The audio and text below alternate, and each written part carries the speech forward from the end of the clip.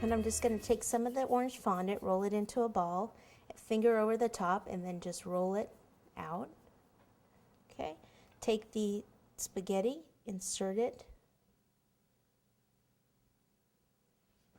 just roll it a little bit more to kind of even that out, and then cut, leaving about maybe an inch or 3/4 of an inch of the spaghetti. Then we're going to take some small scissors and we're just going to cut the ends towards the top, maybe about 1/4 of an inch of the top, like so, like that. And then what we'll do is we'll actually wait till we put these on the cake and then we'll insert these. Okay, so if you're doing these way ahead of time, what you might want to do is just make a little hole where the spaghetti can go, and that's if you're doing them like several days ahead, just so we have somewhere for the spaghetti to actually go through. Okay, now for what we can do is color these. So we'll just take this one here. Let's take this one. Okay, got some cornstarch on there. What I want to do is take more of a flat type of a brush, something like this. I'm going to take a little bit of the yellow. This is Canary yellow. It's a luster dust. And I'm going to put a little bit of the yellow in the center.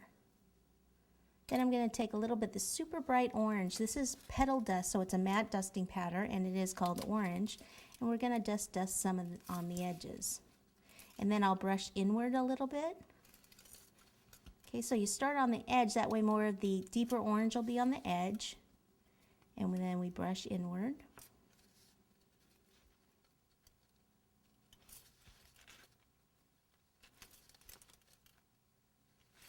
And then this is, oh, that's not the right one. Don't pay attention to what that is. That was a different one. That was, I don't know what that was, sunflower or something. Spiced pumpkin is what I wanted, because this is an orange luster dust. And we'll go over this, and this just gives it a little bit of a sheen. It's an orange sheen, rather than it just being dull. Okay, so see how there's more yellow there in the center.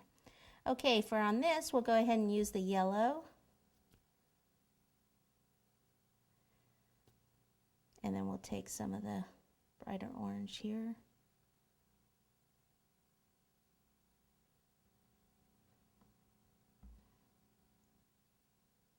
Like that.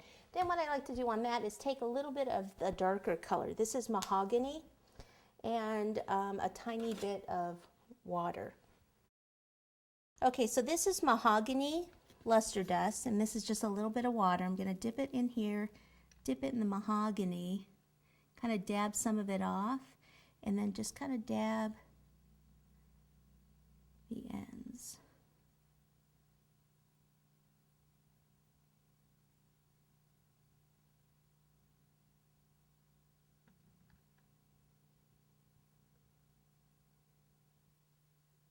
There we go. That just kind of highlights those ends a little bit. And then what will happen is that this will go, once we get it on the cake, right inside like this for the hibiscus. This one's a little long, so I'm thinking it might be for one of these larger ones. So make sure you do some that are longer, some that are shorter. Okay, and you can just kind of let these dry in the foam. Okay, so I'll go ahead and color the rest of these, and then I think we can get our cake out.